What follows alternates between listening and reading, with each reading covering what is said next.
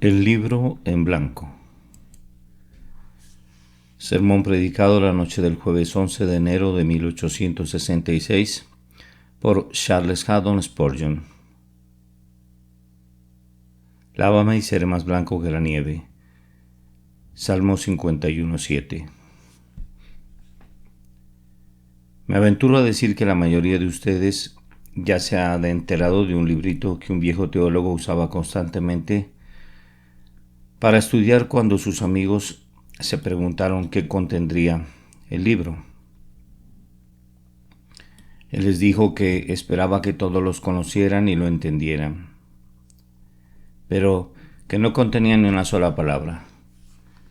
Cuando lo revisaron descubrieron que solo constaba de 3 hojas. La primera era negra, la segunda era roja y la tercera era completamente blanca. El viejo ministro solía contemplar fijamente la hoja negra para recordarse a sí mismo su condición pecadora por naturaleza. Luego contemplaba la hoja roja para traer a su memoria la sangre preciosa de Cristo, y después miraba la hoja blanca para representar la perfecta justicia que Dios ha dado a los creyentes mediante el sacrificio expiatorio de Jesucristo su Hijo. Queridos amigos, quiero que ustedes lean ese libro esta noche y yo mismo deseo también leerlo. Que Dios el Espíritu Santo misericordiosamente nos ayude a hacerlo para nuestro provecho. Primero, contemplemos la hoja negra. ¿Hay algo sobre esto en el texto? Pues la persona que utilizó esta oración dijo, lávame, entonces estaba negro y necesitaba ser lavado. Y la negrura era de un tipo tan peculiar que se necesitaba un milagro para limpiarla, de manera que alguien que había estado negro se volviera blanco y lo fuera de tal manera que quedara más blanco que la nieve. Si consideramos el caso de David, cuando escribió este salmo veremos que estaba muy negro. Había cometido el horrible pecado de adulterio, que es un pecado tan vergonzoso que solo podemos aludir a él conteniendo la respiración. Es un pecado que involucra mucha infelicidad para otros seres, además de las personas que lo cometen. Es un pecado que, aunque los culpables se arrepientan, no puede revertirse. Es por completo un crimen sumamente repugnante y atroz contra Dios y contra el hombre, y quienes lo han cometido en verdad necesitan ser lavados. Pero el pecado de David era aún mucho más grave. Debido a las circunstancias en las que se encontraba colocado, él era como el propietario de un gran rebaño que no tenía ninguna necesidad de tomar la única corderita de su vecino, ya que tenía muchas ovejas propias. En su caso el pecado era enteramente inexcusable, pues David sabía muy bien cuán grande mal era ese. Era un hombre que se había deleitado en la ley de Dios y meditaba en ella de día y de noche, por tanto conocía el mandamiento que expresamente prohibía ese pecado. Así que cuando pecó de esta manera, pecó como quien toma un trago de veneno, no por error, sino sabiendo bien cuáles serían las consecuencias de beberlo.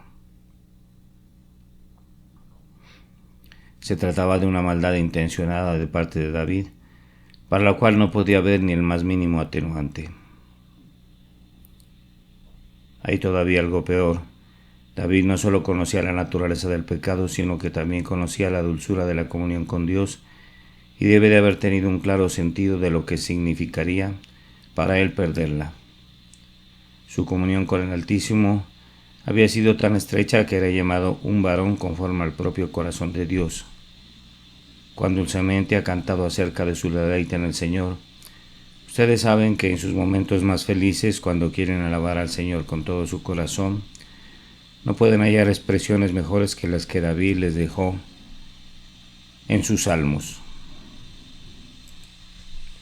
Cuán horrible es que el hombre que había estado en el tercer cielo de comunión con Dios haya pecado de esta repugnante manera.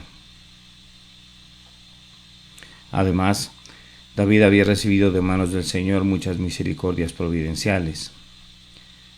No era sino un pastor mozalbete que alimentaba el rebaño de su padre cuando Dios lo tomó y lo hizo rey sobre Israel. El Señor también lo libró de las garras del león y de las garras del oso. lo capacitó para vencer y matar al gigante Goliat y para escapar de la maldad de Saúl, cuando le daba caza como una perdiz en los montes. El Señor lo preservó de muchos peligros y al final lo estableció firmemente sobre el trono. Sin embargo, después de todas estas liberaciones y misericordias, este hombre tan grandemente favorecido por Dios cayó en este vil pecado. Luego, también constituía una agravación adicional que el pecado de David hubiera sido cometido en contra de Urías. Si leen la lista de los valientes de David, encontrarán al final el nombre de Urías Eteo. Él había estado con David cuando fue proscrito por Saúl y había acompañado a su líder en sus correrías y había participado en sus peligros y privaciones. Así que fue una vergonzosa retribución de parte del rey que le robara la esposa a su fiel seguidor que estaba en aquel preciso momento combatiendo contra los enemigos del rey. Escudriñando a lo largo de toda la escritura, o por lo menos en todo el Antiguo Testamento, no sé dónde tengamos algún registro de un peor pecado cometido por alguien que fuera, no obstante, un verdadero hijo de Dios. Así que David tenía una buena razón para implorarle al Señor: lávame, pues en verdad estaba negro con una negrura especial y peculiar. Pero ahora dejemos a David y consideremos nuestra propia negrura a los ojos de Dios. ¿Acaso no hay, querido amigo mío, alguna negrura peculiar en torno a tu caso como pecador delante de Dios? Yo no podría esbozarla, pero te pido que hagas memoria ahora para que tu alma pueda ser humillada debido a ella. Tal vez tú seas hijo de unos padres cristianos, o hayas sido objeto de tempranas impresiones religiosas, o pudiera ser que hayas sido favorecido especialmente por Dios de otras maneras. Sin embargo, has pecado contra Él. Has pecado contra la luz y el conocimiento, has pecado contra las lágrimas de una madre y las oraciones de un padre, y contra las amonestaciones y las advertencias de un pastor. Una vez estuviste muy enfermo y pensaste que ibas a morir, pero el Señor perdonó tu vida y te restauró la salud y el vigor, pero tú volviste otra vez a tu pecado, como el perro vuelve a su vómito o la puerca lavada a revolcarse en el cieno. Posiblemente te haya alarmado un súbito sentido de culpa, de tal manera que no pudiste disfrutar tu pecado, y sin embargo no pudiste romper con él. Gastaste tu dinero en aquello que no era pan, y gastaste tu labor en lo que no te satisfizo, y sin embargo proseguiste desperdiciando tu dinero en una vida desenfrenada hasta llegar a la mendicidad. Pero incluso esa condición no te destetó del pecado. En la casa de Dios recibiste muchas solemnes advertencias y regresaste a tu hogar, resuelto a arrepentirte. Una y otra vez, pero tus resoluciones se desvanecieron pronto como la nube mañanera y el rocío del alba, dejándote más endurecido que nunca. Yo recuerdo a John B. Gogh en Exeter Hall, describiéndose en sus días de embriaguez como si montara un caballo salvaje que lo llevaba apresuradamente hacia su destrucción, hasta que una mano más poderosa que la suya tomó las riendas, hizo sentar al caballo sobre sus ancas y rescató al temerario jinete. Era un cuadro terrible, pero era una representación fiel de la conversión de algunos de nosotros. Como espoleábamos a ese caballo salvaje y lo apremiábamos a una mayor velocidad en su loca carrera, hasta parecer como si fuésemos a cabalgar por encima de ese ser clemente que había resuelto salvarnos. Eso era pecado en verdad, no meramente contra los dictados de una conciencia iluminada y contra las advertencias que nos eran dadas continuamente, sino que era lo que el apóstol llama pisotear al Hijo de Dios, considerar la sangre del pacto como una cosa profana y despreciar al Espíritu de gracia. Hermanos, antes de que pase esta página negra, permítanme exhortarlos a que la estudien diligentemente y que traten de comprender la negrura de sus corazones y la depravación de sus vidas. Esa falsa paz que resulta de considerar con ligereza el pecado es la obra de Satanás. Desháganse de ella de inmediato si la han infundido en ustedes. No tengan miedo de mirar a sus pecados, no cierren sus ojos ante ellos, pues ocultar su rostro para no verlos podría ser su ruina. Pero que Dios oculte su rostro de ellos será su salvación. Miren a sus pecados y mediten en ellos hasta que los conduzcan inclusive a desesperar. ¿Cómo? Dice alguien, ¿hasta que me conduzcan a desesperar? Sí, yo no me refiero a esa desesperación que brota de la incredulidad, sino a esa desesperación que es casi semejante a la confianza en Cristo. Entre más los capacite Dios para ver su vacío, más ávidos estarán de valerse de la plenitud de Cristo. Yo siempre he comprobado que conforme ha crecido mi confianza en el yo, mi confianza en Cristo ha disminuido, y conforme mi confianza en el yo ha disminuido, mi confianza en Cristo ha crecido. Entonces, yo les exhorto a que tengan una visión honesta de su propia negrura de corazón y de vida, pues eso hará que oren con David: lávame, y seré más blanco que la nieve. Pésense en las balanzas de santuario, que nunca hierran ni en el más mínimo grado. No necesitan exagerar ni un solo elemento de su culpa, pues tal como son encontrarán demasiado pecado dentro de ustedes si el Espíritu Santo los capacitara para verse como son en la realidad. Pero ahora hemos de pasar a la segunda hoja, la hoja de color rojo sangre del libro sin palabras, que trae a nuestra memoria la preciosa sangre de Cristo. Cuando el pecador clama: lávame, tiene que haber alguna fuente de limpieza donde pueda ser lavado y quedar más blanco que la nieve. Si la hay, y sí la hay, pero es solo la sangre carmín de Jesús la que puede lavar la mancha carmesí del pecado. ¿Qué es lo que hay acerca de Jesús que le hace capaz de salvar a todos los que vienen a Dios por Él? Este es un asunto sobre el cual los cristianos tienen que meditar mucho y deben hacerlo con frecuencia. Traten de entender, queridos amigos, la grandeza de la expiación. Vivan mucho bajo la sombra de la cruz. Aprendan a contemplar el fluir de la preciosa sangre del Salvador, sabiendo por divina seguridad que Él ha hecho su paz con Dios. Sientan que la sangre de Cristo fue derramada por ustedes, incluso por ustedes. No estén satisfechos nunca hasta que aprendan el ministerio de las 5 llagas. No estén contentos nunca mientras no sean plenamente capaces de compadecer con todos los santos cuál sea la anchura, la longitud, la profundidad de la altura, y de conocer el amor de Cristo que excede a todo conocimiento. El poder de Jesucristo para limpiar del pecado reside primero en la grandeza de su persona. No es concebible que los sufrimientos de un simple hombre, sin importar cuán santo o grande pudiera haber sido, expiara los pecados de la multitud entera del pueblo escogido del Señor. Fue debido a que Jesucristo era una de las personas de la Divina Trinidad, fue debido a que el Hijo de María era nada menos que el Hijo de Dios, fue debido a que aquel que vivió y trabajó y sufrió y murió era el grandioso Creador, sin quien nada de lo que ha sido hecho fue hecho, que su sangre tiene tal eficacia que puede lavar y dejar tan limpios a los más negros pecadores que quedan más blancos que la nieve. La muerte del mejor hombre que haya existido jamás no podía ser una expiación ni siquiera por sus propios pecados, y mucho menos podría expiar la culpa de otros, pero cuando Dios mismo se despojó a sí mismo tomando forma de siervo, hecho semejante a los hombres, y se humilló a sí mismo, haciéndose obediente hasta la muerte y muerte de cruz, no se le puede suponer o no se le puede poner ningún límite al valor de la expiación hecha por Él.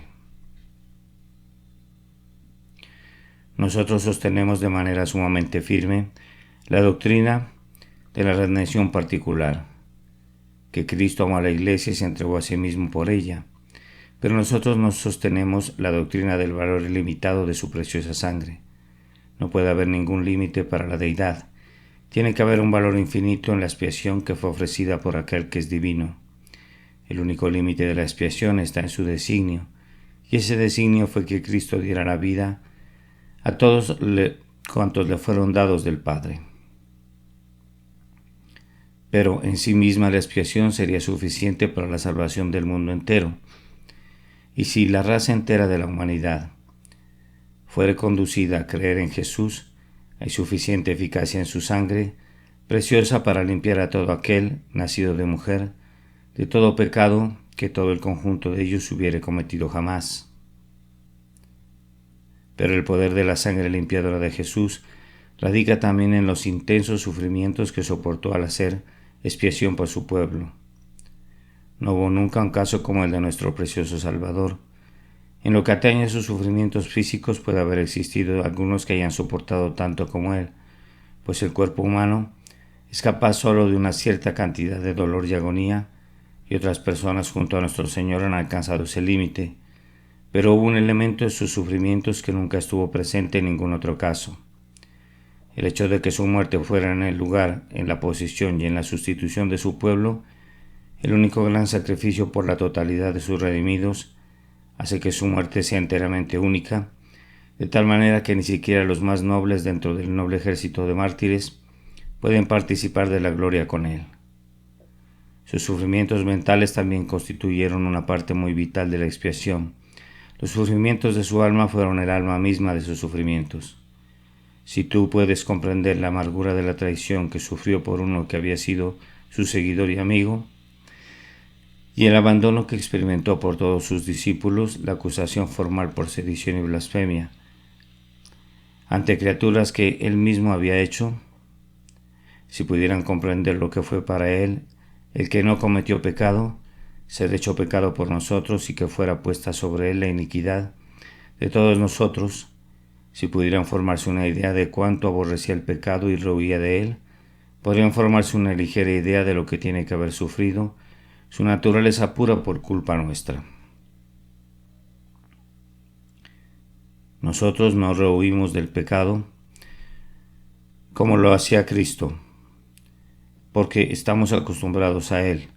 Una vez fue el elemento en el que vivíamos y nos movíamos y teníamos nuestro ser, pero su naturaleza santa rehuía el mal, así como una planta sensible se aparta cuando se la toca.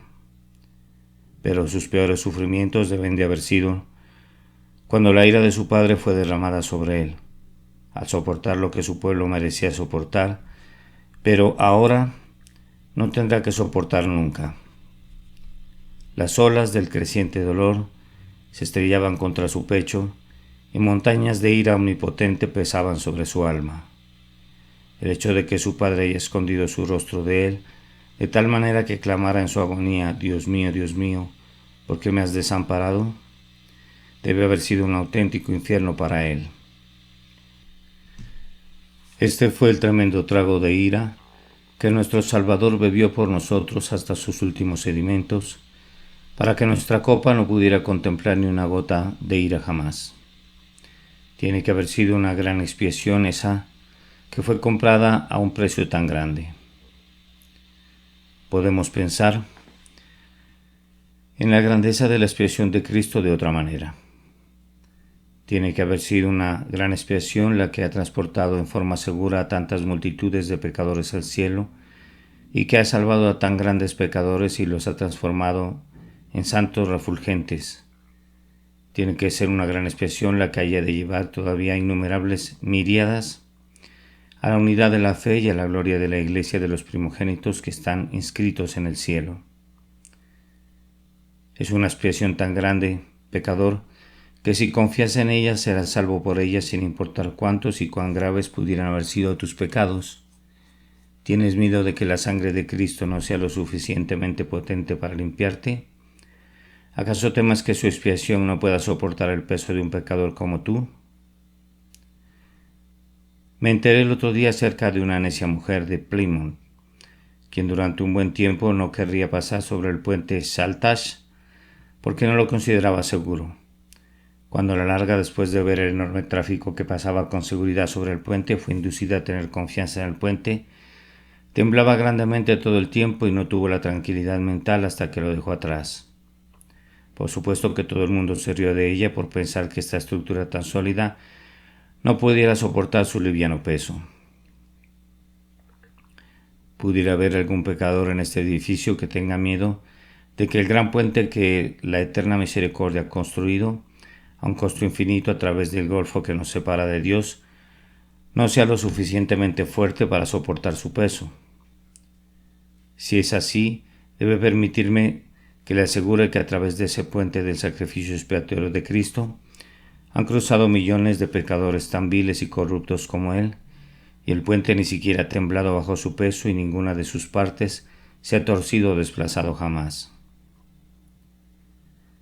Mi pobre amigo temeroso, tu ansiedad de que el gran puente de la misericordia no sea capaz de soportar tu peso me recuerda la fábula del zancudo que se posó sobre la oreja de un toro y luego estaba preocupado porque la potente bestia podría incomodarse por su enorme peso. Es bueno que tengas una vívida comprensión del peso de tus pecados, pero al mismo tiempo debes también entender que Jesucristo, en virtud de su gran expiación, no solo es capaz de soportar el peso de tus pecados, sino que también puede llevar, y en verdad ha llevado ya sobre sus hombros, los pecados de todos los que han de creer en él hasta el propio final del tiempo, y los ha transportado a la tierra del olvido, donde no serán recordados o recuperados jamás. La sangre del pacto eterno es tan eficaz que incluso tú, así de negro como estás, puedes orar con David: lávame y seré más blanco que la nieve. Cuán hermoso espectáculo fue esta mañana cuando miramos hacia afuera y vimos el terreno todo cubierto de nieve. Todos los árboles estaban vestidos de plata. Sin embargo, es casi un insulto para la nieve compararla con la plata, pues la plata, en su nivel más brillante, no es digna de ser comparada con el maravilloso esplendor que se podía ver en cualquier lugar, en que los árboles aparecían adornados con hermosos festones sobre la tierra que estaba vestida con su puro manto blanco. Si hubiéramos tomado un pedazo de lo que llamamos papel blanco y lo hubiéramos colocado sobre la superficie de la nieve recién caída, se habría visto cubierto de suciedad al compararlo con la nieve inmaculada. La escena de esta mañana trajo de inmediato a mi mente el texto: lávame y seré más blanco que la nieve. Oh negro pecador, si tú crees en Jesús, no solo serás lavado en su sangre preciosa hasta convertirte en alguien tolerablemente limpio, sino que quedarás blanco. Sí, tú serás más blanco que la nieve. Cuando hemos contemplado la pura blancura de la nieve, antes de que se ensucie, nos ha parecido como si no pudiera haber nada más blanco. Yo sé que cuando he estado en medio de los Alpes y he contemplado durante horas la deslumbrante blancura de la nieve, casi he sido enceguecido por ella. Si la nieve se quedara largo tiempo sobre el terreno, y si toda la tierra se cubriera de ella, pronto nos quedaríamos ciegos, todos nosotros. Los ojos del hombre han sufrido con su alma a través del pecado, y tal como nuestra alma sería incapaz de soportar una visión de la pureza de Dios al descubierto. Así, nuestros ojos no podrían soportar contemplar la portentosa pureza de la nieve. Sin embargo, el pecador negro, por causa del pecado, al ser llevado bajo el poder limpiador de la sangre de Jesús, se vuelve más blanco que la nieve. Ahora, ¿cómo puede un pecador ser lavado para quedar más blanco que la nieve? Bien, antes que nada hay una permanencia en la blancura de un pecador lavado con sangre que no existe en cuanto a la nieve. Mucha de la nieve que cayó esta mañana no tenía nada de blancura esta tarde. Allí donde la nieve había comenzado a derretirse se miraba amarilla, incluso en los lugares donde ningún pie de hombre había pisado sobre ella, y en cuanto a la nieve de las calles de Londres, ustedes saben cuán pronto desaparece su blancura. Pero no hay temor de que la blancura que Dios da a un pecador desaparezca nunca de él. El vestido de la justicia de Cristo que es colocado sobre él es permanentemente blanco. Este vestido sin mancha se ve igual cuando la naturaleza deteriorada se cubre de años. Ninguna edad puede cambiar su gloriosa tonalidad. El manto de Cristo es por siempre nuevo. Siempre es más blanco que la nieve. Algunos de ustedes tienen que vivir en Londres, un lugar humoso y mugriento, pero el humo y la mugre no pueden descolocar el vestido inmaculado de la justicia de Cristo. Ustedes mismos están manchados por el pecado, pero cuando están vestidos con la justicia de Cristo delante de Dios, las manchas del pecado desaparecen. David, en sí mismo, estaba negro y sucio cuando elevó la oración con la justicia de Cristo delante de Dios. Las manchas del pecado desaparecen. David en sí mismo estaba negro y sucio cuando elevó la oración de nuestro texto, pero vestido en la justicia de Cristo estaba blanco y limpio. El creyente en Cristo es tan puro a los ojos de Dios en un momento como también lo es en otro momento. Él no mira la pureza variante de nuestra santificación como nuestra base de aceptación con Él. Antes bien, mira la pureza inmutable e incomparable de la persona y obra del Señor Jesucristo y nos acepta en Cristo y no por lo que somos en nosotros mismos. Por esta razón, una vez que somos aceptos en Él, somos más blancos que la nieve.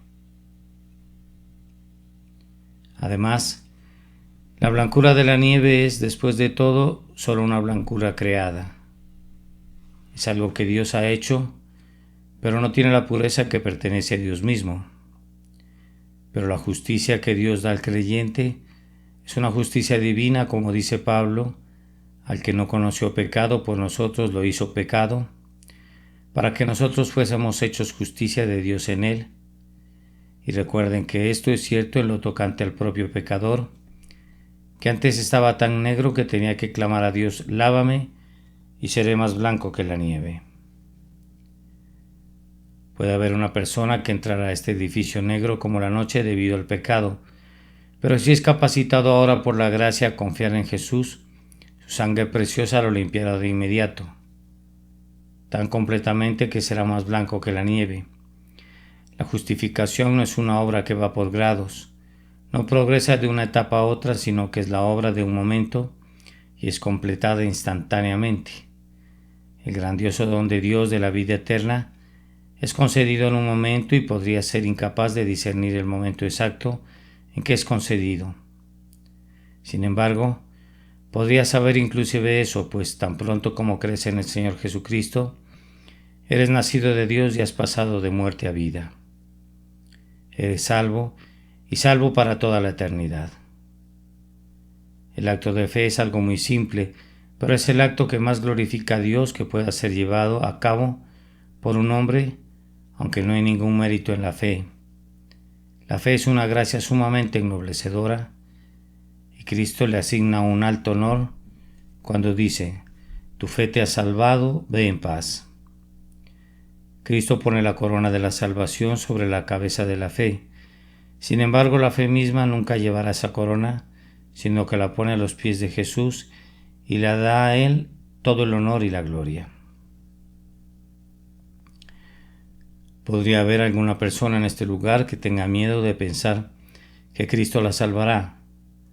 Mi querido amigo, hazle a mi Maestro el honor de creer que no hay profundidades de pecado en los que pudieras haber caído, que estén más allá de su alcance.